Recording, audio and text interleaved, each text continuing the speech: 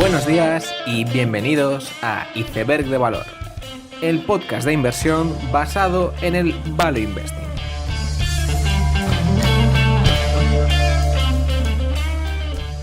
Buenos días y bienvenidos a un podcast más en el que tengo el placer de contar con un invitado que es el único por ahora que ha aparecido en el podcast 2 veces, así que bueno, es un privilegio estar con él y por algo será que ha aparecido 2 veces.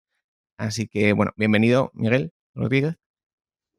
Hola Carlos, buenos días. Bueno, primero muchas gracias por invitarme.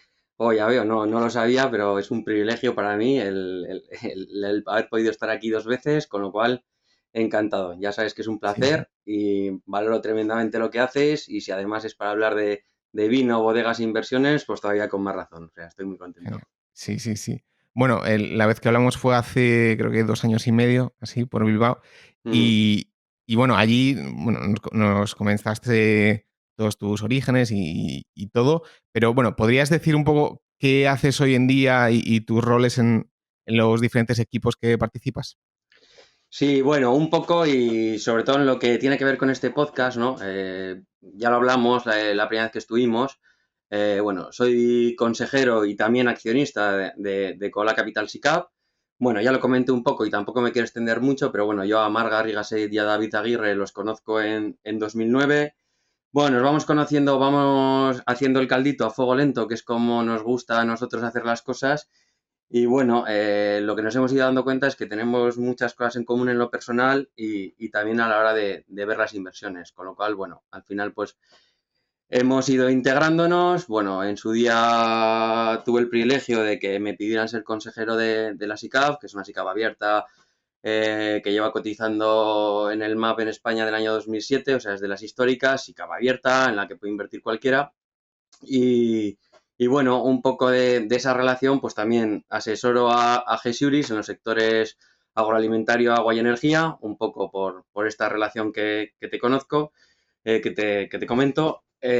Bueno, todo lógicamente viene por la relación desde hace ya años con Marc y con David, que además están construyendo, pues eso, un equipo muy interesante, haciendo un trabajo muy bueno tanto en Cola Capital SICAV como en Panda Agriculture y en Japan Deep Value.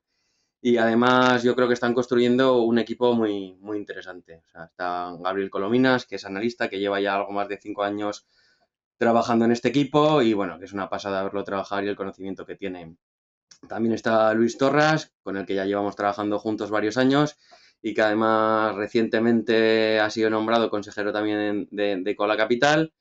Y está José María Mateo, que es una suerte. José María fue expresidente de Cargill en España y Portugal. O sea, mucha gente, sobre todo la gente que mira cotizadas, Cargill quizá no le suena, pero Cargill es la mayor empresa del mundo no cotizada, que es todavía familiar. Es una compañía que factura más de 100 billion. Bueno, y José María tiene un conocimiento y experiencia en el sector agro como he visto pocas veces en mi vida. Entonces, es muy interesante. Bueno, como Ujú. hemos comentado también alguna vez, toda esta profundización del sector agro con el que llevamos trabajando ya bastante tiempo y que nos tiene enamorados, bueno, nos hizo toparnos con San Telmo Business School hace unos años. Bueno, San Telmo Business School es la mejor escuela de negocios orientada solamente al sector agroalimentario posiblemente que hay en Europa. Bueno, tuvimos la suerte, Marc y yo, de hacer el programa de alta dirección con ellos en el 2019 y bueno, nos ha parecido tan brutal lo que están consiguiendo y el conocimiento que tienen que bueno, no, digamos que nos hemos metido ahí a rebufo y bueno, estamos colaborando con ellos. Yo concretamente tengo la suerte de haber sido asistente académico en los últimos 2 programas de alta dirección y la verdad que la de San Telmo es una historia muy, muy interesante. Ujú. Bueno, además San Telmo es, si quieres que te cuente un poco, es una fundación además cuyo origen viene de una forma poco curiosa, o sea, viene de dos empresarios andaluces que ya a finales de la década de los 70, principios de los 80, lo que se dan cuenta es que tienen problemas de conseguir gente con buena formación y cualificación. Entonces piensan que tienen que montar algo para formar a la gente con la que quieren trabajar y bueno, tienen la buena idea de ir a Harvard bueno, a ver las cosas que estaban haciendo allí y a ver qué podían hacer. Entonces, de ahí surge lo que hoy es el germen de San Telmo Business School.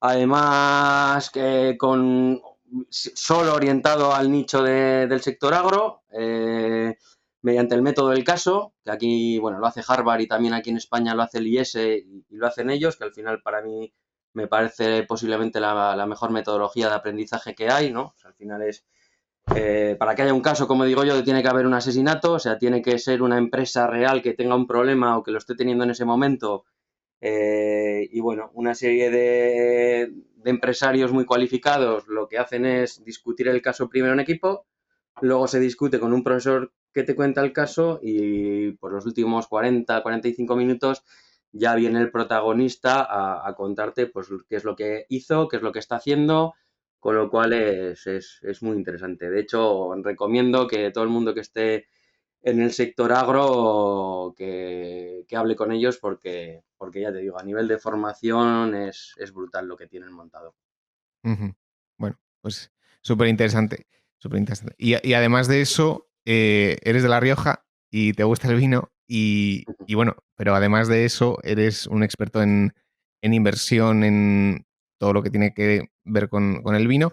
Y de ahí llegamos al tema de hoy, que es Barón de Ley y todo lo que ha ocurrido. Bueno, es una empresa con una trayectoria muy larga y que conoces muy bien y quería que nos comentaras un poco el comienzo de la empresa, cómo se creó Barón de Ley. Muy bien, sí, como bien dices, bueno, soy riojano, es verdad, lógicamente, como buen riojano, pues el vino lo hemos mamado, lo tenemos y lo hemos tenido siempre cerca. Además, tengo la suerte por las dos vertientes de mi familia, hemos estado vinculados siempre al mundo del vino, sobre todo en la parte cooperativa. De hecho, las dos partes de mi familia han estado en dos cooperativas vitivinícolas aquí en La Rioja.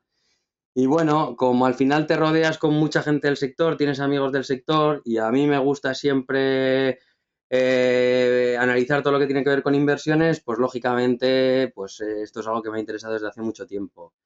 Y evidentemente, si hablamos de vino y hablamos de La Rioja y hablamos de Rioja, bueno, tenemos que hablar de Barón de Ley, lógicamente. Barón de Ley es un referente dentro del sector.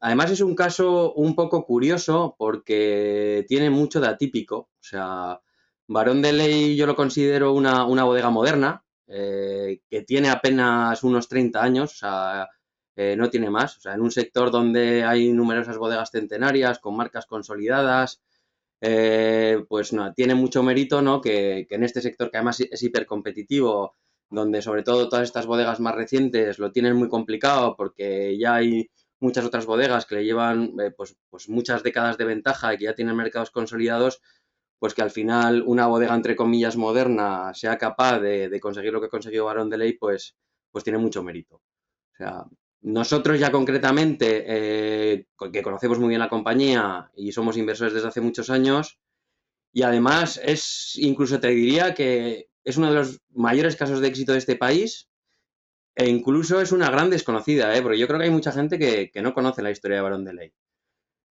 Bueno, lógicamente, Panda Agricultura and Water Fund, que es un fondo que se crea en el 2013, pues evidentemente pues ya en su constitución compró acciones y las ha mantenido hasta hoy, porque lógicamente, como comento, pues en el sector agro es una de las compañías más interesantes, ya no de España, sino del mundo. Ujú. Porque Eh, encima decías, me acuerdo que el sector no es el ideal tampoco porque hay muchos, o sea, la mayoría de bodegas perdía dinero, ¿no?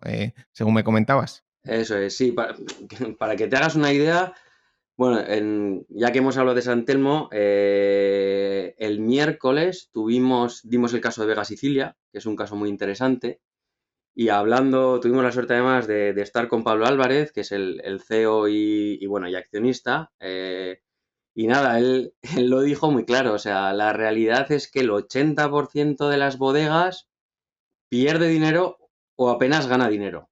O sea, y de hecho, hablando con Eduardo Santos, que es el propietario de Barón de Ley, él siempre se queja de una cosa muy clara, que es, joder, pasan las crisis, tuvimos la del 2008, aquí en España duró casi hasta el 13, pero la realidad es que luego es un sector que nunca se reestructura, ¿no? Que está siempre aguantado por los bancos Pues porque tiene activos muy valiosos, que sobre todo viñedos, y además tiene existencias muy potentes, ¿no? Y entonces, como tiene esos activos, al final la banca te va aguantando. Entonces, sí, es curioso, pero es un sector en el que es muy difícil ganar dinero, que es ultra competitivo, que además no solo competimos en España, que somos por litros el mayor productor del mundo, es que además compites con un montón de regiones que hacen vinos extraordinarios, con lo cual es un sector en el que es muy complicado ganar dinero. Por eso tiene más mérito que una bodega que tiene 30 años haya sido capaz de conseguir lo que ha conseguido la gente de Barón de Ley. Ujú. Sin duda, sin duda. Vale, entonces, ¿cómo comienza Barón de Ley? Porque ahí también hay una historia interesante, ¿no? Sí, bueno, por relatar un poco los orígenes, bueno, primero hay que hablar del personaje, ¿no? O sea, Barón de Ley es Eduardo Santos, o sea, Eduardo Santos, que además es un personaje curioso, porque además no es ni riojano ni de alrededor, ¿no? O sea, es un señor de Béjar, de Salamanca, cuya familia además procedía del sector textil. Bueno, y la realidad es que todo empieza pues con tres personas suyas de confianza. De hecho, nosotros internamente a los cuatro los llamamos los guerreros del apocalipsis, que, bueno, trabajaban en banca, o sea, trabajaban en lo que era la unión de Banco Urquijo Unión, donde además ellos llevaban el área de participadas del banco y más concretamente además en el área de participadas estaban en el área de bodegas, con lo cual tenían un conocimiento del sector muy amplio. O sea, también alguno de ellos previamente, incluso Eduardo, había sido auditor en el sector, con lo cual estamos hablando de eso, de década de los 80 y gente con mucho conocimiento del sector y además con mucho conocimiento financiero. De estas cuatro personas, hay otra persona que para mí es muy relevante, que es bueno, es Julio Naín, que es además con un perfil muy financiero, que además es una persona de la que se ha hablado siempre muy poco, pero además que tiene mucha importancia en esta historia, como además te contaré a continuación. El principio de todo data de 1985, o sea, en 1985 estas personas adquieren Finca de Imás, que es una finca espectacular con un monasterio benedictino del siglo XVI, y ahí plantan las primeras 90 hectáreas de viñedo. La actividad comercial no la inician hasta 1990, 5 años más tarde, y este es el germen de lo que hoy es la bodega de Barón de Ley, que está situada en Mendavia, que es Navarra, aunque está dentro de la denominación de origen Rioja, y que hoy da nombre a todo el grupo. O sea, este es el germen de todo. Luego sí que es cierto que hay un acontecimiento muy importante en 1991. En 1991 tienen la oportunidad de comprar el Coto de Rioja, que era una bodega ya de cierto volumen y de mayor envergadura. Y evidentemente, como ellos no tienen capital suficiente, lo que hacen es buscar el apoyo de un socio financiero. Entonces, bueno, encuentran o cuentan con la ayuda de Mercapital, que por entonces era el fondo de capital riesgo. Bueno, yo te diría que era el fondo de capital riesgo. O sea, Mercapital fue un poco el que empezó todo el capital riesgo en España y el que ha distribuido luego talento, pues por lo que hoy son las boutiques de corporate más importantes en España. Bueno, Mercapital en ese momento compra el 55% de las acciones del Coto por 12 millones de euros y el otro 45% se lo queda Barón de Ley. O sea, valoran lo que es el Coto en casi 22 millones de euros. Además, el Coto precisamente era una bodega que conocían muy bien anteriormente porque cuando ellos trabajan en Banco Urquijo ya la habían vendido en el año 86 a la multinacional británica Bass Charrington. Con lo cual, bueno, ellos asesoran en el año 86 la venta a esta multinacional británica, con lo cual en cuanto ven la oportunidad, pues la atacan, ¿no? Luego, lógicamente, como Mercapital es un inversor financiero y tiene un periodo de permanencia limitado, pues Barón de Ley decide salir a bolsa en el año 97, un poco pues para dar salida a este inversor financiero, y es donde empieza, digamos, la última etapa moderna de mucho éxito del grupo. Correcto. Y después de eso, sale a bolsa y aquí tenemos ya el Barón de Ley que, bueno, durante los últimos casi 20 años hemos visto cotizar. ¿Y cómo dirías que ha evolucionado el negocio en esos años y cuáles son un poco los pilares también del pasado, pero también a futuro que le ha permitido hacerlo también respecto al sector, ¿no? Pues a ver, Barón de Ley, bueno, para mí es un caso de éxito como pocos, como te he comentado, o sea, está basado además en la excelente gestión, Bueno, en la impecable asignación de capital, o sea, esto es gente que yo siempre digo lo mismo, o sea, invierten cuando toca y en lo que toca. O sea, creo que no les he visto nunca hacer una inversión mala. O sea, es una pasada. Es una historia, lógicamente, de gran crecimiento. Siempre, además, desde el principio, que yo creo que esto es lo que les ha hecho marcar diferencias, con foco en la internacionalización, o sea, en salir fuera, en exportar. Y de hecho, hoy Barón de Ley prácticamente el 55% de las ventas las tiene fuera de España. Y además, algo que a mí me encanta, o sea, tú cada vez que escuchas a Eduardo Santos, siempre te está hablando de lo mismo, siempre te habla de margen, de defender el margen y de crear marca. O sea, es un obsesionado del margen y de las marcas. Hoy Ujú. podemos decir, ya te he comentado, que empezaron prácticamente comprando una finquita y plantando viñedo en el año 85 y no empezaron a comercializar el primer vino hasta el 90. Pues ahí podemos decir que eso, han pasado unos 25 años y es un grupo compuesto por 4 bodegas, o sea, lo que es Barón de Ley, que es lo que se construye en esta finca de Mendavia, el coto que compra en el 91, finca Carboneras, que es una finca que compraron hace unos años y están plantando viñedo con un proyecto muy interesante, finca Museum, que es una bodega que tienen en Cigales, y luego tienen también de esa Barón de Ley, que bueno, es un negocio de ibéricos. Poseen algo más de 1.000 hectáreas de viñedo, de las cuales 815 hectáreas están en la denominación de origen calificada Rioja. O sea, es el mayor tenedor de viñedo en la denominación de origen Rioja. O sea, esto es una barbaridad. Ujú. Y con un valor patrimonial muy importante. O sea, para que te hagas una idea y al final, como me gusta a mí hablar de esto, es poniendo ejemplos, ¿no? Yo vendí hace año y medio alguna viña familiar, además bueno, en la zona de Entrena, que además no es una zona especialmente buena en Rioja, y la vendía a 90.000 euros la hectárea. Y hace 2 semanas estuve con bueno, un importante grupo de bodegueros de aquí, de la zona de Aro, y bueno, sé que están comprando bastante viñedo y como tengo confianza con ellos, les dije, oye, ¿a cuánto estáis comprando? Y ya me dijeron que ellos estaban comprando ahora viñedo en Rioja entre 100.000 y 110.000 euros la hectárea. Con esto, bueno, se pone en relieve que tener 815 hectáreas en la denominación de origen Rioja tiene un valor patrimonial muy, muy, muy importante.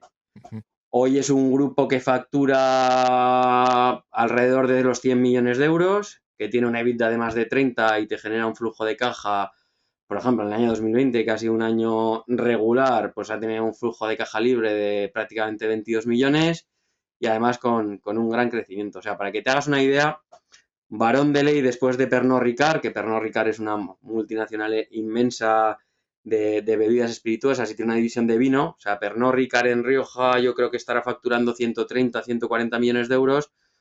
Pues Barón de Ley con Cune, que están ahí en torno a 100, 105 millones, son las siguientes en ese escalón, con la característica además de que Barón de Ley tiene bastantes mejores márgenes que ellos y que genera además bastante más flujo de caja que ellos, con lo cual es una bodega de notablemente más calidad que ellos. Como curiosidad y como buenos financieros que son, es una compañía que, bueno, no ha pagado nunca dividendo y le han dado siempre mucha importancia a la recompra de acciones. De hecho, y su posterior amortización. De hecho, es la historia de recompra de acciones y amortización posterior más bestia que ha habido en España, porque esto sí que ha sido más común, sobre todo en países anglosajones, no te digo ya en Estados Unidos, pero en Europa sobre todo, bueno, está llegando ahora, pero no ha sido así.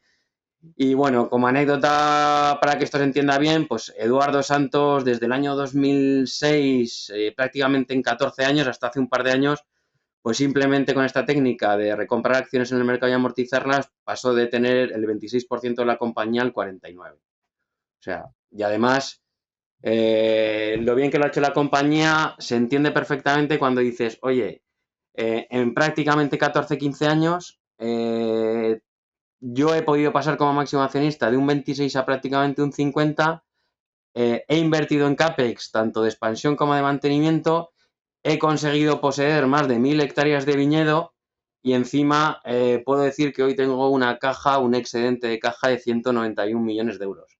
O sea, la realidad es que es de locos. Y Ujú. bueno, evidentemente, como ya sabemos que a medio y largo plazo los mercados o la cotización de las acciones suele reflejar esa buena gestión de una compañía, pues bueno, podemos decir que Barandeley ha multiplicado por 8 desde que salieron a cotizar en el año 97, ha generado una rentabilidad media anual muy, muy, muy importante y como me gusta a mí decir es que yo creo que son los listos de la clase, o sea, y lo que hay que hacer es invertir con esta gente. Entonces, evidentemente, lo que hay que estar es eternamente agradecidos a Eduardo Santos y a su equipo porque han sido capaces de generar un valor increíble. O sea, esto es uno de los sueños para cualquier inversor. Ujú. Bueno,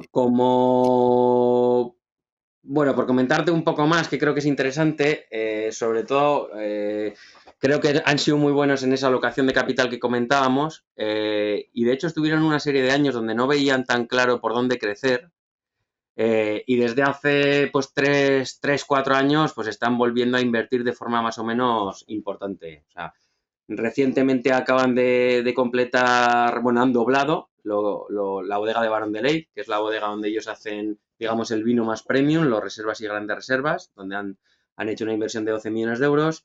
Y también, como te comentaba antes, pues compraron y han estado ampliando una finca muy, muy interesante, que es la finca Carboneras, que va orientada hacia vinos blancos.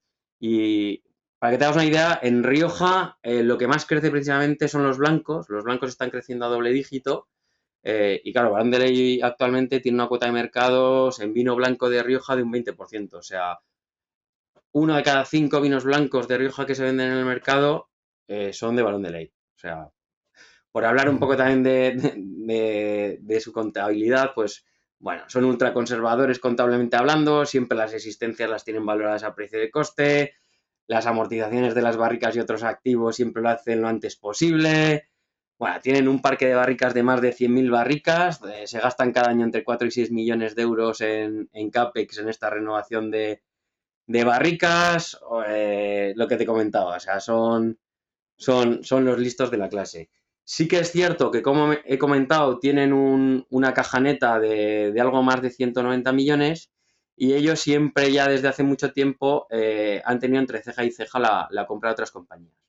O sea, Eduardo Santos está obsesionado, yo creo, en seguir creciendo en Rioja, que era lo que le gustaba, pero sí que es cierto que desde más o menos 3 años a esta parte ha cambiado un poco el discurso y sí que se plantea el entrar en otras denominaciones de origen. O sea, al final cuando hablas con Eduardo Santos siempre te dice lo mismo. O sea, sí, ya, pero es que nosotros buscamos bueno, bonito y barato y bueno y bonito y barato en este sector nunca hay nada. O sea, ya te habla de las crisis, que nada, para que te hagas una idea en Rioja, y fíjate que Rioja no es muy grande, en Rioja hay alrededor de 600 bodegas. O sea, es una pasada, es un sector súper fragmentado, súper atomizado, pero que como te he comentado, incluso sobreviven bastante bien a las crisis y es muy, muy difícil que haya cierta purga en el sector, con lo cual te da muy pocas oportunidades de comprar cosas. Bueno, y en su caso no han podido comprar nada, con lo cual esa es un poco la historia Ujú. reciente de éxito que yo creo que es interesantísima. Sí, sí, sí, sin duda. Y eso sería un poco la historia empresarial de la Ujú. compañía y luego llegamos un poco a la situación que también es muy especial, que empieza con la OPA de 2018 y que eso ocurre en un contexto muy determinado, como tú bien sabes, ¿no? Sí, bueno, aquí empieza la historia más reciente. O sea, es que es una historia más muy interesante, ¿eh? Bueno, como bien comentas, hay que hablar ya de la OPA de 2018. O sea, que además es de algo que yo no he leído por ahí y que creo que es muy interesante y que en parte lo que está pasando ahora viene de aquí, ¿no? Bueno, como comentábamos antes, bueno, la compañía ha recomprado y amortizado muchas acciones. Eduardo Santos se pone ya con alrededor del 49% del capital. Nosotros además, que hemos estado muchas veces con ellos y que tenemos muy buena relación con ellos desde hace mucho tiempo, bueno, ya estaban además pensando en, oye, esto que hemos estado haciendo hasta ahora posiblemente ya no lo vamos a poder seguir haciendo, porque si pasamos del 50%, bueno, Eduardo Santos o su holding tendrá que lanzar una OPA sobre el 100%. Entonces, bueno, incluso ya hablaban de empezar a pagar dividendos y cambiar un poco la política de remuneración al accionista. Entonces, bueno, aquí finales de noviembre pasa algo crucial en esta historia, que es que de repente, bueno, Mazuelo Holding, que es la holding de Eduardo Santos, anuncia la compra de algo más de 40.000 acciones, que es prácticamente el 1% del capital.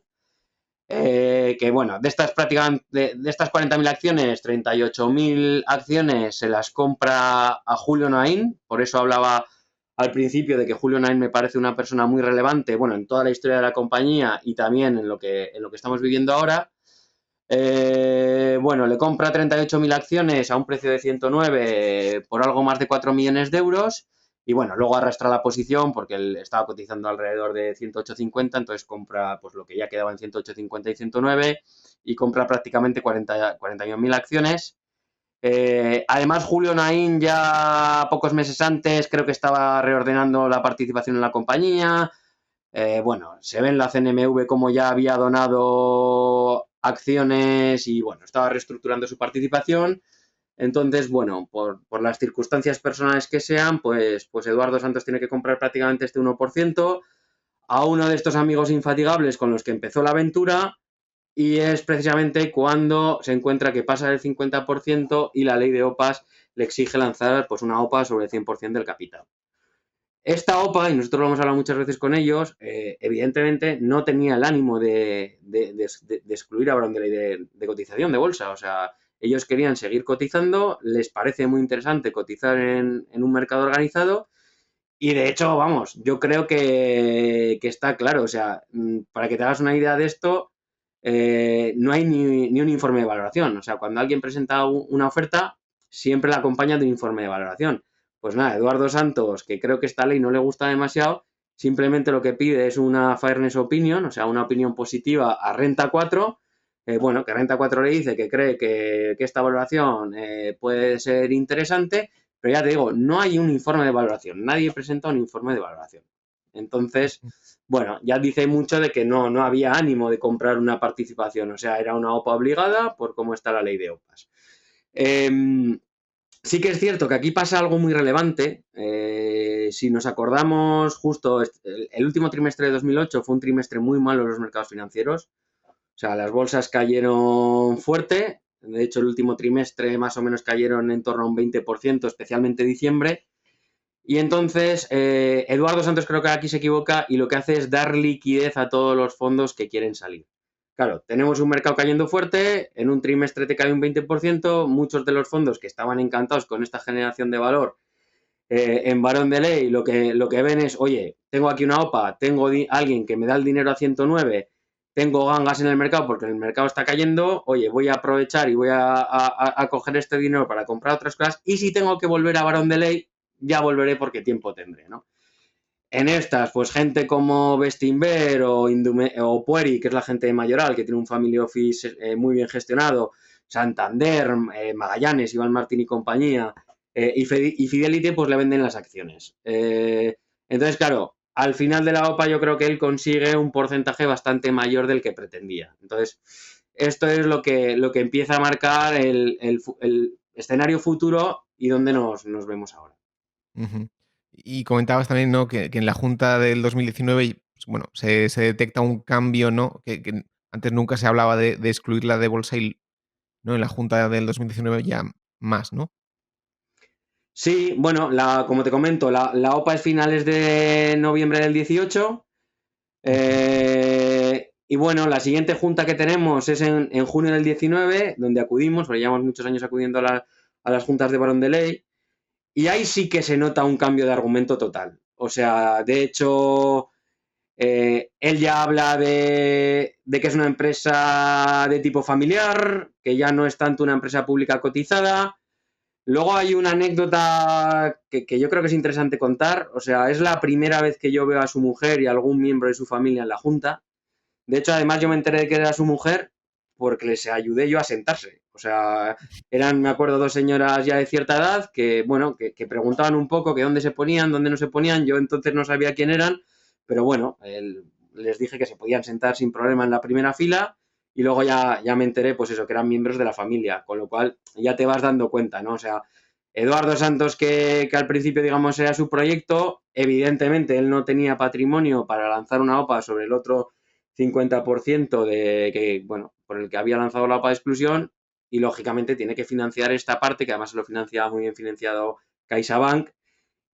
Pero bueno, yo ahí lo entendí, ¿no? Dices, oye, hasta ahora esto era una cosa, ya eras otra. Y aquí ya estoy empezando a endeudarme, con lo cual que parte de mi familia empieza a saber lo que estamos haciendo.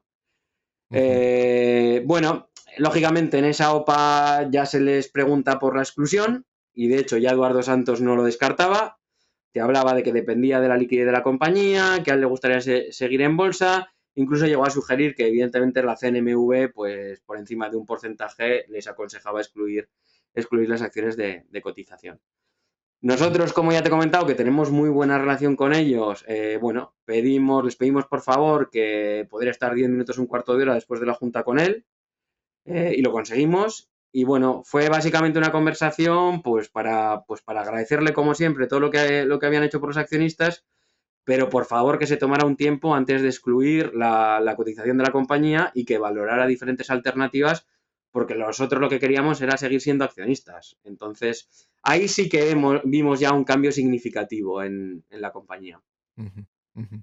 Vale, y con eso ya llegamos al 2020, que es cuando ocurre la OPA final, y bueno, aquí hay que hablar de muchas cosas, ¿no? El contexto bueno, el informe de Renta 4, del cual hablaremos mucho, pero eso, llegamos al 2020, ¿no? Sí, eso es.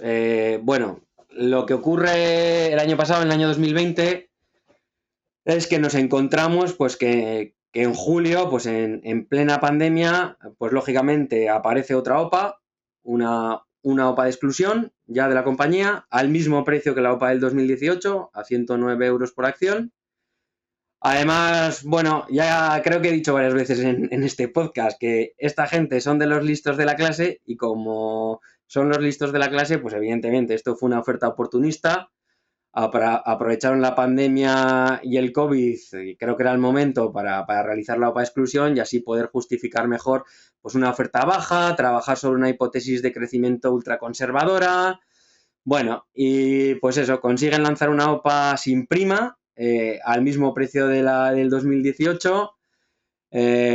Algo muy curioso, porque además, joder, y creo que no es lo mismo lanzar una OPA sin ánimo de excluir que lanzar una OPA de exclusión. O sea, cuando tú lanzas además una OPA de exclusión, primero hay muchos fondos de inversión que invierten en compañías cotizadas, como es el caso de Panda Agricultura en Waterfund, que no pueden seguir teniendo acciones de tu compañía. Pero luego Ujú. además hay muchos accionistas minoritarios que les dejas sin liquidez, con lo cual evidentemente tú tienes que primero pagar una prima por el control de la compañía y luego pagar una prima por la iliquidez de la compañía.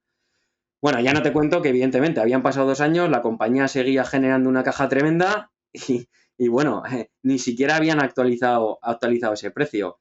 Y bueno, y esto ya tiene un poco que ver con, joder, con el desánimo, creo que de muchos inversores nacionales, pero también internacionales, que yo creo que ya no quieren invertir en España porque ha habido muchas sopas en España que han sido un poco un cachondeo, ¿no?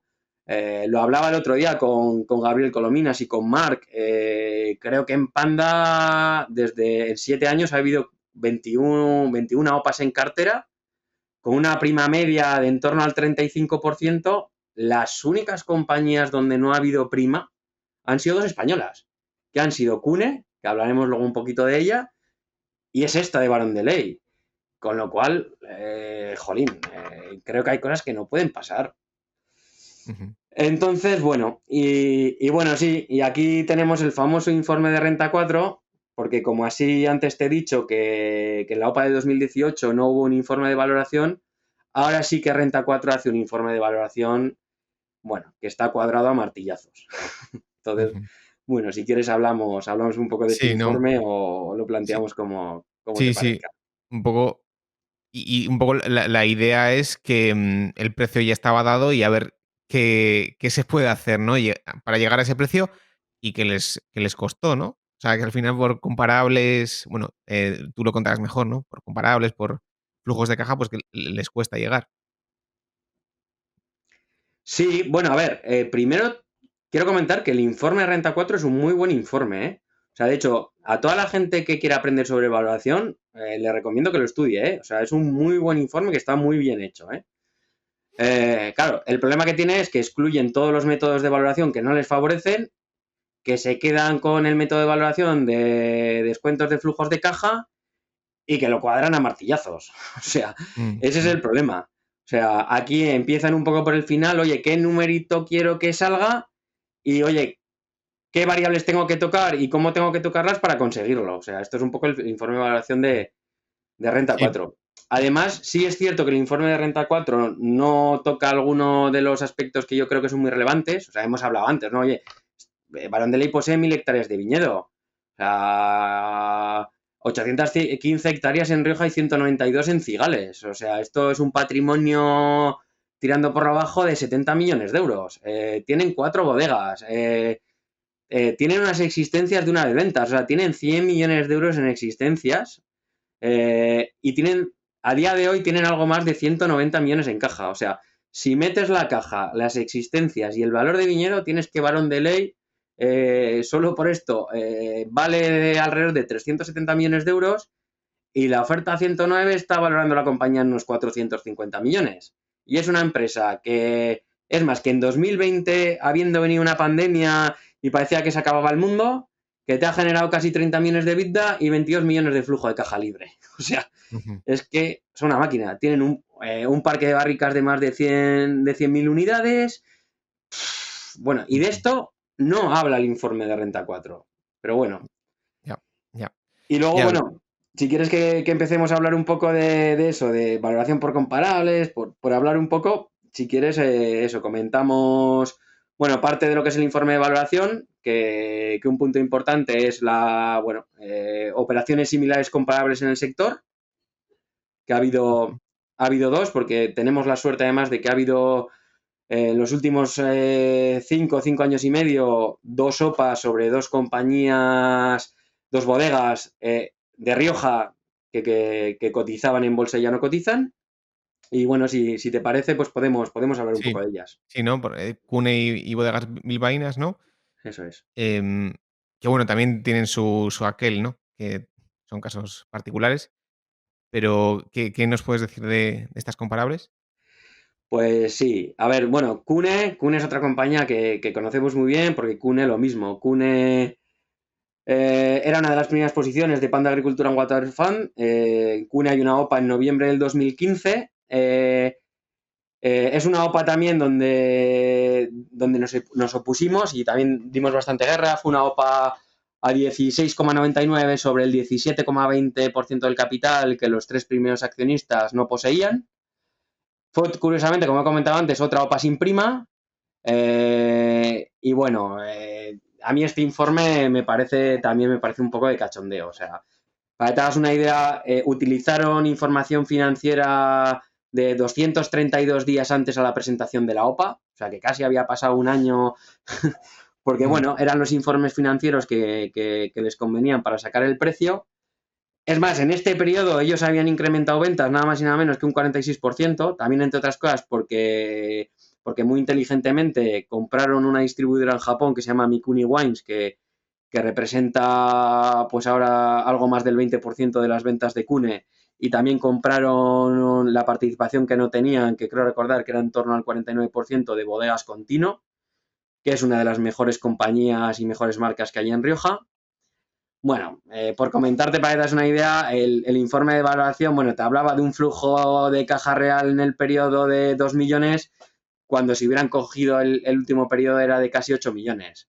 O sea, como cosa curiosa, ujú. también hicieron un informe de valoración por descuentos de flujos de caja y la tasa libre de riesgo te hablaban de que era del 3,33, cuando el bono español a 10 años estaba en el 1,15.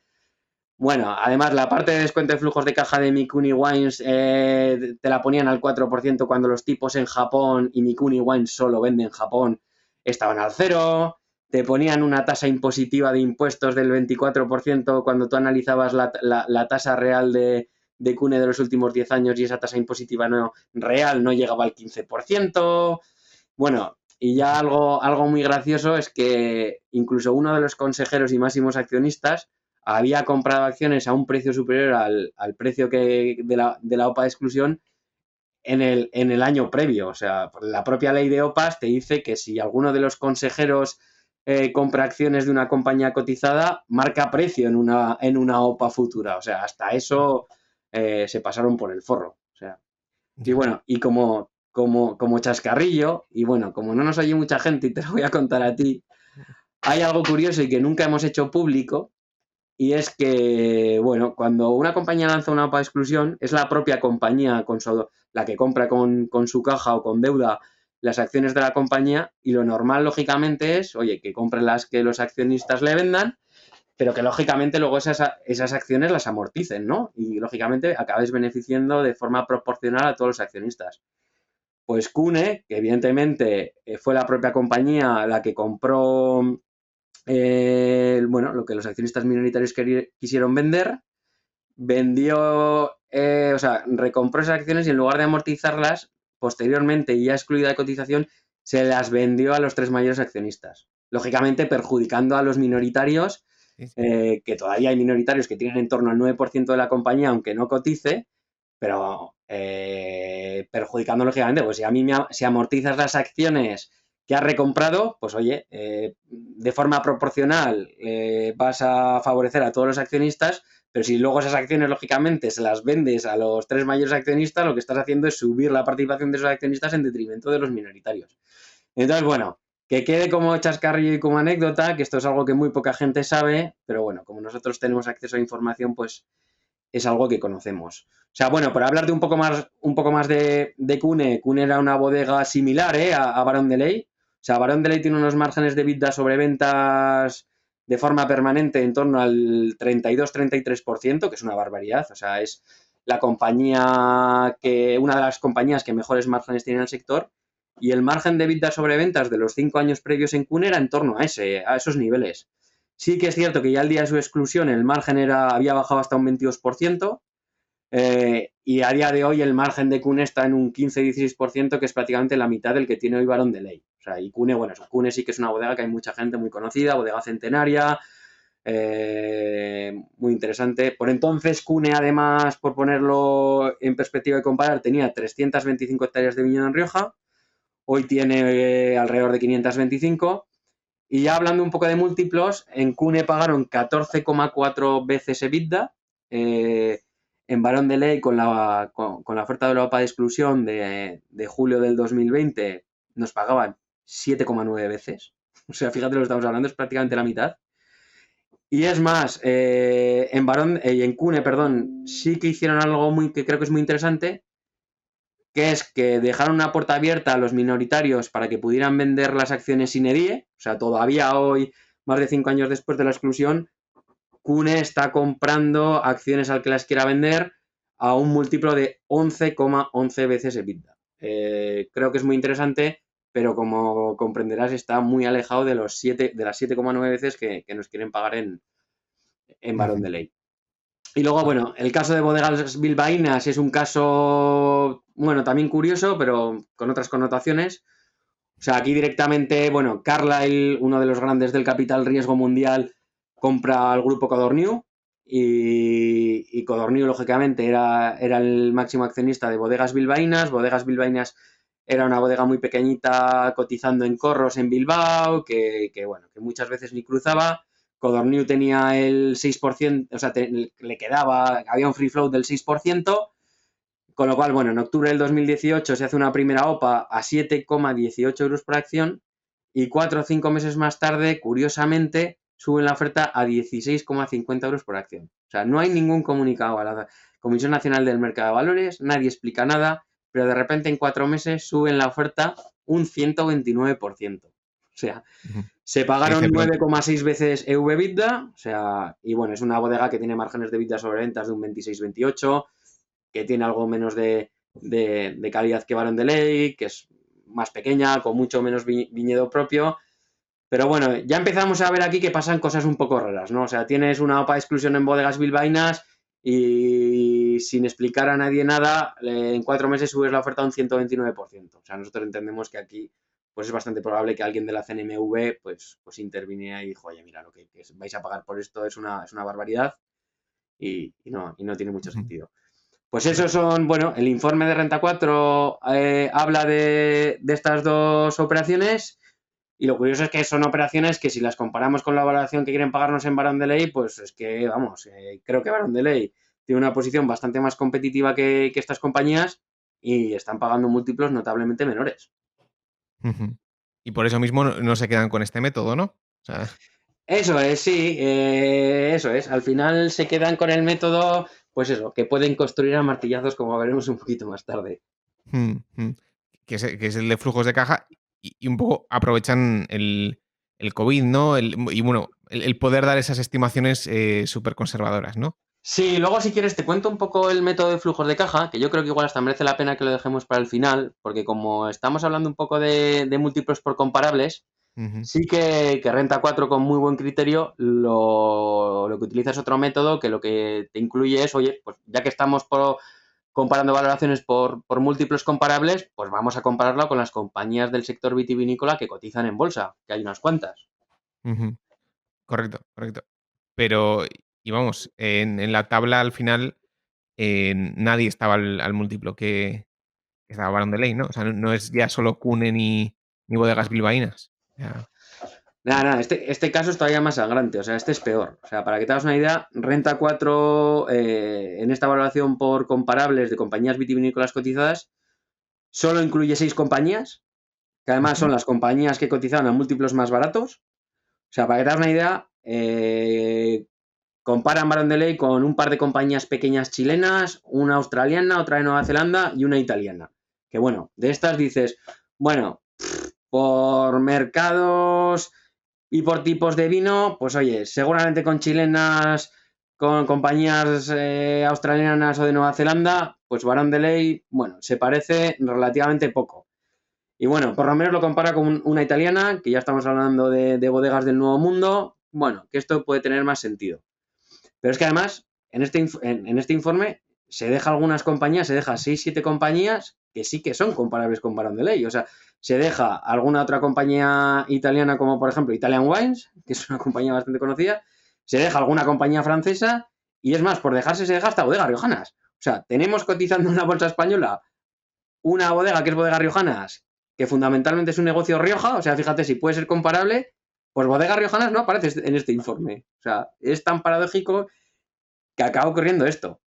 Y es más, por comentarte esto, bueno, por hablar ya de las 6 compañías que ellos toman, o sea, para que daros una idea, hablando de un múltiplo, pues eso, de EV-EBITDA, o sea, por estas 6 compañías que ya te digo son las que ellos escogen a dedo, o sea, hasta ellos te dicen que, oye, la media de estas 6 compañías, el mercado le está pagando 10 veces EV-EBITDA, cuando en Barón de Ley me dices que me estás pagando 7,9, o sea, ya estamos cerca de un, eso, 25% Barón de Ley más barato, cuando además estas compañías tienen un margen de EBITDA sobre ventas que no llega al 19% y Barón de Ley estaba en torno al 33%. O sea, me estás diciendo que ya no te cuento que Barón de Ley además tiene activos más valiosos, no, me estás diciendo que me estás ofreciendo un precio a un múltiplo un 25 un 30% más barato y encima Barón de Ley tiene muchísima más calidad porque tiene prácticamente el doble de márgenes que el resto.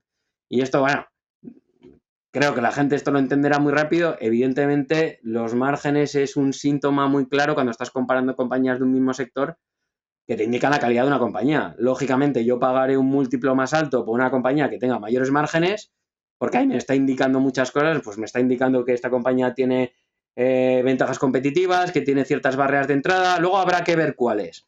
Pero evidentemente, si al final de forma permanente en el tiempo hay una compañía que estando en el mismo sector tiene márgenes mayores, evidentemente es una compañía, es una mejor compañía, es una compañía más resiliente, es una compañía por la que yo voy a pagar un múltiplo mayor. Pues ni eso pasa. Entonces, bueno, nosotros como tenemos bastante conocimiento del sector a nivel mundial, lo que hicimos en su día era decir, oye, vale, tú me pones las 6 que te interesa, yo evidentemente te voy a dejar estas 6, pero te voy a meter otras seis que creo que además son más representativas. O sea, es que aquí estamos hablando de Branken Pommery Monopol, que es una compañía francesa, que puede ser más parecida a Baron de Ley. Estamos hablando de Italian Wines, compañía vitivinícola italiana, que puede ser más comparable. Hablamos de bodegas riojanas, como te comentaba antes, que es una bodega de Rioja que cotiza en España, o incluso de compañías americanas como Willamette o Crimson Wines. O sea, es que se habían dejado compañías muy interesantes. O sea, metiendo nosotros y con los mismos datos de final del año 2018 estos datos, la media de estas 12 compañías se paga 13,9 veces EBITDA, frente a los 7,9 de Barón de Ley. O sea, Barón de Ley nos están pagando la mitad de lo que se paga la media del sector.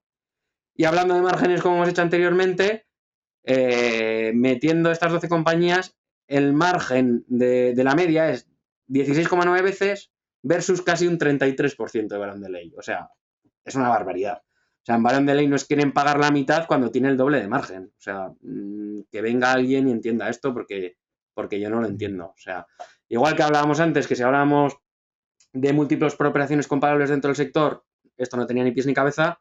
Si nos metemos ya un poco a ver cómo están cotizando las compañías comparables en el sector, bueno, esto ya es sangrante. Ujú. Y entonces, pues toca recurrir a otra cosa, ¿no? O sea, al final, Eso es. si los múltiplos no llegan al precio que queremos, pues bueno, van al flujo de caja. Eso es. Bueno, ellos se centran mucho en el flujo de caja. Bueno, primero te hablan de que evidentemente en plena pandemia y con la situación tan complicada que tenemos, es muy complicado estimar los flujos de caja, futuro de la compañía. O sea, ellos ya se ponen un escudo. Bueno, y básicamente lo que hacen es estimar unos flujos de caja desde el año 2020 al 2024, o sea, de 5 años, y lógicamente, claro, tontos no son, y te ponen un año 2020 apocalíptico, perdón. Lógicamente que al final es lo ideal para obtener una valoración lo más baja posible. Luego, bueno, calculan un valor terminal que se traen a presente con una tasa de crecimiento a perpetuidad del 2%, que bueno, que esto ni lo discutimos. Y para que te hagas una idea, estimaban una caída de ventas en el año 2020 del 15%. Ha acabado el año, Barón de Ley acabó 2020 y Barón de Ley no ha caído un 15%, Barón de Ley ha caído un 4%. O sea, para que te hagas una idea. Bueno, estimaban que el margen de EBITDA sobre ventas caía este año 2020 hasta el 27%. Y en el año 2020 no ha caído hasta el 27%, o sea, ha caído el margen un poco, pero ha estado por encima del 30%.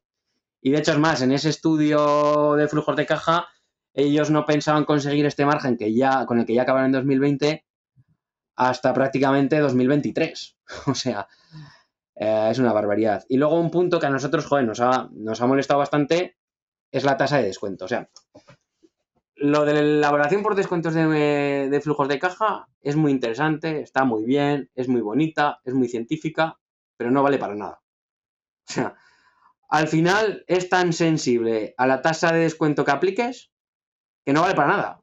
O sea, por eso es lo que digo, tú puedes martillar el modelo lo que quieras, que cambiando el WACC, la tasa de descuento, te va a salir una valoración u otra, con lo cual es muy fácil llegar a la valoración que tú quieres. Entonces, por hablar de esta tasa de descuento que utilizan en Barón de Ley, bueno, utilizan una tasa de descuento del 7,73%, que a mí me parece una barbaridad. Primero, en esta tasa de descuento ya sabemos que va una parte de coste de los recursos ajenos, es decir, la deuda. Bueno, ya hemos comentado que Barón de Ley no tiene deuda, al revés, bueno, acabó el año 2020 con 191 millones en caja y luego, bueno, pues ese 7,73 es el coste de los recursos propios.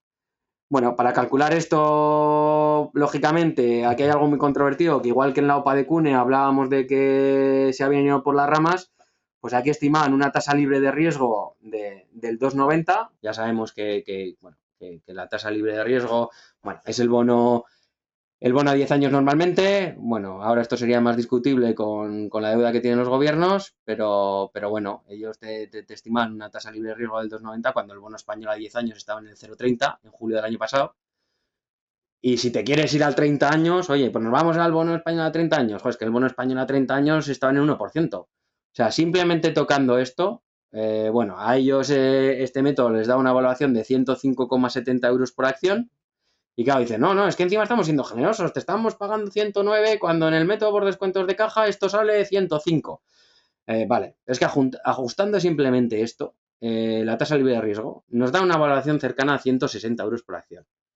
Por eso te digo que no tiene mucho sentido, yo creo, aplicar descuentos de flujos de caja, con todos mis respetos. Ujú, Entonces, ujú.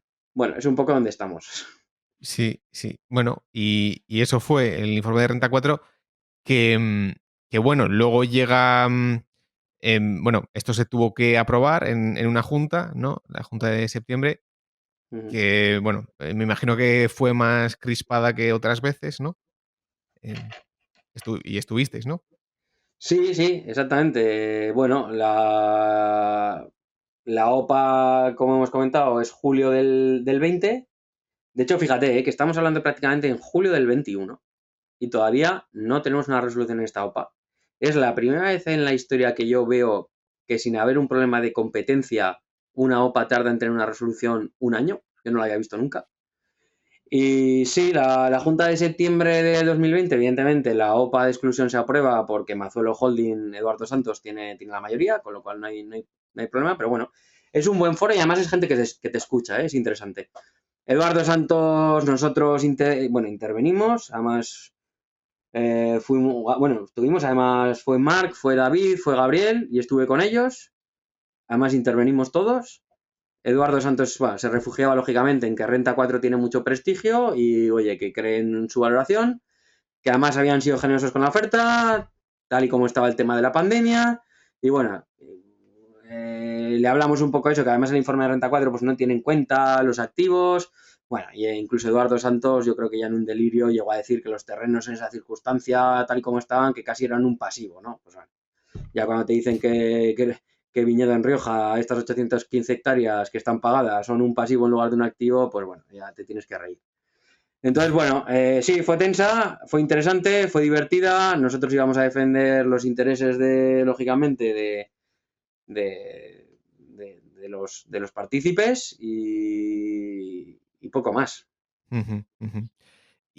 Vale, y con eso llegamos a marzo, que es cuando, bueno, hay un cambio de actitud en la CNMV, pide un cambio de valoración que es muy interesante, ¿no? Porque antes habíamos hablado de que en CUNE, que en otros casos casi a la CNMV cualquier informe le valía, ¿ok? Y ahora pues empieza como un cambio, ¿no? Sí, bueno, exactamente, y lo tengo grabado. O sea, el 12 de marzo de este mismo año 2021 ocurre algo muy relevante. O sea, además era un viernes por la tarde, creo recordar, a última hora. O sea, Barón de Ley emite un comunicado en la Comisión Nacional del Mercado de Valores diciendo que la CNMV les insta a reformular la OPA actualizando los datos del 2020. O sea, esto y después de lo hablado hasta ahora es una bomba en la línea de flotación de la compañía. O sea, yo me imagino que en la compañía ahora estarán bastante cabreados. Además, claro, poniéndonos un poco en el pellejo de Eduardo Santos, que él en principio lanza la OPA en el 18 obligado, que no quería excluirla, que se encuentra que sé que tiene un porcentaje muy alto, que con ese porcentaje muy alto además la ley de OPA lo que te exige es que si tienes más del 75% tienes que hacer algo, o vendes acciones para que haya más free float, o tienes que lanzar una OPA exclusión. Se encuentra que han pasado 9-10 meses desde que presentó la OPA y la CNMV lo que te dice es, oye, mira, ha pasado el 2020, lo has hecho muy bien, actualiza la oferta. Entonces, esto es muy poco común, es muy raro. Sí que es cierto que, como bien comentabas, han pasado cosas que creo que son muy, muy interesantes. O sea, bueno, ha habido cambio de presidente en la Comisión Nacional del Mercado de Valores, que parece que uno de los focos en los que está haciendo incidencias en esto. Hubo una licitación en enero de 2021 para contratar un asesor en valoración de compañías que lo ganó Ernst Young. Y además es curioso, ¿no? O sea, se produce el nuevo presidente, entra Ernst Young para trabajar con la Comisión Nacional del Mercado de Valores valorando compañías y 2 meses más tarde hay un hecho relevante donde Barón de Ley dice, oye, me acaban de instar a que tengo que actualizar mi precio. Bueno, en España he sabido que ha habido líos continuos con OPAs, o sea, hemos hablado de la de CUNE, pero podríamos estar hablando otro podcast de la de DAM, que también cotizó en su día la cervecera en Corros, y bueno, cómo hicieron bajar de forma continuada el valor para excluirla a precios ridículos. Podemos hablar de la de Fomento de Construcciones y Contratas sobre Portland, donde Carlos Slim, cuando se hizo con FCC, quería pagar por Portland 6 euros y la Audiencia Nacional les dio la razón a los minoritarios y les hizo subir la oferta a 10,29, que además luego el Supremo lo desautorizó y les volvió a dar la razón a Slim.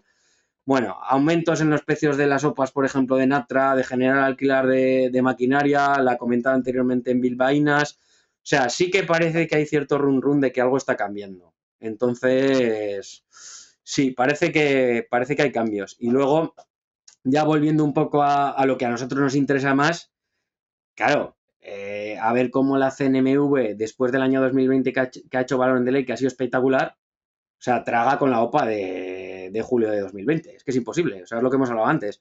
O sea, Barón de Ley dijo, oye, hay pandemia, es el momento de hacer una OPA exclusión, contrato a Renta 4 y, oye, vamos a sacar un informe de evaluación que nos beneficie.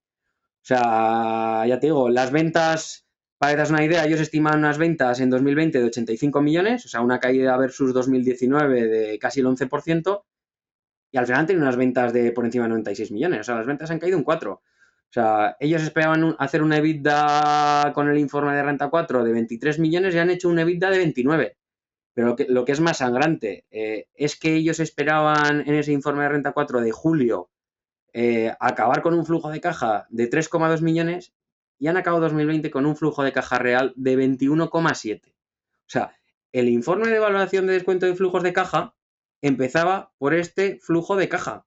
O sea, cuando tú aprovechas la pandemia para decir que en 2020 te va a ir muy mal y vas a acabar con 3 millones de flujo de caja y el real es de casi 22 y a partir de ahí tienes que volver a construir el modelo 2020-2024 y traer los flujos a presente, no sé cómo lo van a hacer.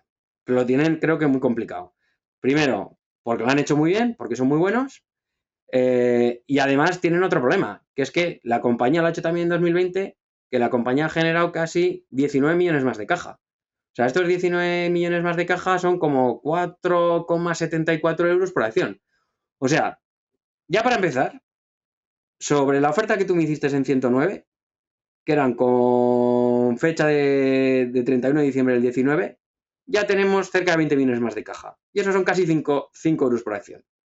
Y además ahora, a ver cómo te las ingenias, porque tú pensabas tener un margen del 27 y has tenido un margen del 30, esperabas empezar el 2020 con un flujo de caja de 3 y lo has tenido de 22, y a partir de ahí construyeme el modelo para ver qué precio te da trayéndotelo a presente. O sea, creo que lo tienen muy difícil, creo que tienen que estar bastante cabreados y bastante nerviosos en la compañía, porque no se me ocurre cómo Renta 4 puede tocar tanto para que esto no sea una oferta bastante superior. Entonces, Ujú. creo que lo tienen muy difícil. Ya, ya. Y además que, que bueno, incluso de marzo a aquí, ¿no? Pues las empresas del sector han subido. Sí, Me sí. comentabas que ha habido una salida a bolsa de una empresa californiana. Bueno, que precisamente tampoco les va muy a favor Sí, el sector, ¿no? sí. Bueno, por curiosidad, si quieres, mira, te voy a contar algo, porque además creo que nos calculamos los números. O sea, evidentemente, cuando en marzo la CNMV les dice, oye, tenéis que actualizar el precio, claro, nosotros lo primero que hacemos es, oye, vamos a volver a comparar por múltiplos. Es decir, oye, ¿cómo está Barón de Ley a marzo de 2021 y cómo está el sector? O sea, para que te das una idea, fíjate si los números ya no era, o sea, si los números ya con datos de final del 19 eran alucinantes, o sea, si nos vamos a marzo, o sea, la media de las 13 compañías comparables con Barón de Ley, o sea, se está pagando ahora el múltiplo de las compañías cotizadas 15,8 veces EBITDA, cuando en Barón de Ley es 8,4. O sea, fíjate que estábamos hablando de que nos querían pagar a 109 con datos del 2019 7,9 veces. Ahora, lógicamente, Barón de Ley ha empeorado un poquito, pero nos quieren pagar ahora, actualizando el precio a 109, nos pagan 8,40 veces EBITDA, cuando la media del sector de los comparables está casi en 16, y es más, y el margen de la media comparable es de margen de EBITDA sobre ventas, está por debajo del 17 cuando Barón de Ley está en el 30. O sea, simplemente aplicando este mismo múltiplo nos da un precio por acción de Barón de Ley de casi 163 euros por acción. O sea, Ujú. y sí, bueno, además, bueno, hemos tenido la suerte de que nosotros que seguimos mucho todo el sector agro y mucho de bodegas cotizadas, pues el 18 de marzo salió a cotizar una compañía excelente californiana que se llama Duckhorn Portfolio, que es una compañía de California, Napa Valley. Bueno, es una compañía que, para daros una idea, es de las de más calidad que hay en el sector, tiene un margen de vida sobre ventas de en torno al 40, cuando históricamente ya hemos comentado que Barón de Ley estaba en torno al 32-33, pero bueno, no está muy lejos de una de las mejores compañías que hay en el sector. Pues nada, Dag Horn salió a cotizar a 25 veces EBITDA. Y es más, y desde marzo han pasado 3 meses y ha subido un 55%. O sea, para que te hagas una idea. O sea, si ya salía 25 veces, imagínate cómo está ahora. Y sí, como tú bien comentabas, además, desde el 12 de marzo que la CNMV les dice que tenéis que actualizarme el precio, además esto nada, lo he actualizado previo a hacer el podcast contigo, y es que además las compañías vitivinícolas lo han hecho muy bien. O sea, las 13 compañías vitivinícolas comparables han subido prácticamente un 19%, cuando Barón de Ley prácticamente no ha hecho nada. O sea, la OPA de Barón de Ley está en 109. Sí que es cierto que con todas estas novedades, pues hay gente que se ha animado a comprar. Han estado comprando acciones, bueno, ahora mismo está entre 118 y 120, pero bueno, que Barón de Ley prácticamente no se ha movido cuando todas las compañías vitivinícolas han volado. O sea que la realidad es que yo me pongo en el pellejo de la compañía de Renta 4 y estaría bastante disgustado y no sabría por dónde empezar. Esa es la realidad. Ujú. Y además, comentabas que tenías, bueno, que KPMG había sacado este informe, ¿no? De la estimación de ventas futuras, etcétera, en La Rioja, ¿no? Sí, Así que bueno, a ver, la denominación de origen Rioja, y bueno, ya voy a tirar un poco de patriotismo, ya que soy riojano. A ver, primero es la denominación de origen más importante que hay en España y la primera. Para que te das una idea, el presupuesto de la denominación de origen calificada Rioja es un presupuesto que roza los 17 millones de euros al año. O sea, 2020 el presupuesto creo que fue 16,7 millones. O sea, que pagan además, lógicamente, con cuotas sus asociados, pues sobre todo para hacer promoción y publicidad y para muchas otras cosas. Entonces, entre ello, pues eso, la denominación de origen Rioja pidió a KPMG hacer un informe de cuál creían ellos que iba a ser el futuro de Rioja, que además a nosotros nos ha venido espectacular, porque esto es un informe de hace un par de meses, o sea, no te quiero ni contar. O sea, es un informe hecho por la denominación de origen Rioja, que para que te das una idea está elaborado junto con 30 grupos de interés de la denominación de origen, con 57 agentes de la industria, y ahí metes pues 6 organizaciones agrarias, todas las cooperativas, las bodegas, el consejo regulador, incluso meten a sumilleres, a enólogos, a prescriptores, a compradores profesionales. Bueno, están también 5 consejos reguladores de otras denominaciones, y luego KPMG mete a 25 expertos. O sea, fíjate lo que estamos hablando, ¿eh? O sea, es un informe que cuesta una pasta con una envergadura tremenda. Pues el primer dato relevante es que, bueno, la denominación de origen Rioja espera crecer hasta 2025 a ritmos de crecimiento anual de un 6,30. O sea, por ponerlo otra vez en foco de la valoración por descuentos de flujos de caja de Renta 4, o sea, Renta 4 esperaba que Barón de Ley creciera un 4,80 de media acumulada, pero teniendo en cuenta además la caída del 2020. O sea, fíjate, que la propia denominación de origen te está diciendo que cree que va a crecer que con este estudio que va a crecer un 6,30, tú me dices que vas a crecer menos cuando eres además el líder del sector, el que más ha crecido, el que mejores márgenes tiene, el que mejor lo está haciendo. O sea, que tú me pongas que vas a crecer menos que lo que dice la denominación de origen, pues me cuesta creerlo. Luego, además, lo que, bueno, en este estudio que es muy interesante, de hecho, si alguien quiere, es público, se puede ver. Gran parte del crecimiento viene por la exportación. O sea, si el volumen de ventas iba a ser del 6,30 de media anualizada estos 5 años, pues en exportación la idea es crecer un 7,52%, que encima es una gran noticia para Barón de Ley, porque Barón de Ley tiene mucho foco en exportación, que es donde más está creciendo, y el 55% de las ventas, muy por encima de la media del sector, es exportación. Además, lo que dice el informe es que lo que más va a crecer y debe crecer son blancos y rosados, que es justo donde más está creciendo Barón de Ley. Lo que te he comentado anteriormente, que estaba creciendo más en Rioja, o sea, los blancos de Rioja crecen por encima de doble dígito, y encima Barón de Ley tiene una cuota de mercado del 20%, con lo cual seguro que sigue creciendo por encima del sector.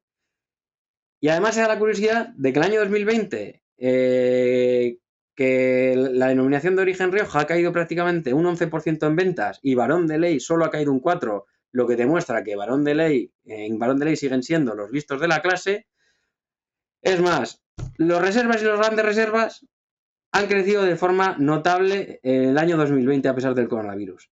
Pues resulta que donde más fuerte es Barón de Ley es precisamente en la bodega Barón de Ley, que es una bodega de reservas y grandes reservas, que además han duplicado recientemente, y en blancos, que es donde han hecho la inversión de carboneras. O sea, es lo que te hablaba antes, ¿no? Los listos de la clase invierten cuando toca y en lo que toca. O sea, está creciendo blancos y está creciendo reservas y grandes reservas. Oye, yo me hago una bodega nueva, la de carboneras, orientada a los blancos, donde además voy a sacar 5 blancos nuevos, donde además voy a plantar nuevas variedades internacionales que no estaban permitidas en la denominación de origen Rioja y que se acaban de permitir. O sea, lideras también eso. Encima has duplicado justo la bodega Barón de Ley, que hace reservas y grandes reservas, que es donde más márgenes tienes, y además es lo que incluso en año de coronavirus ha crecido a ritmos muy potentes. Entonces es que se me hace muy difícil al final que Renta 4 con ayuda de la compañía acabe teniendo una valoración que no sea notablemente diferente a la de 109 euros por acción.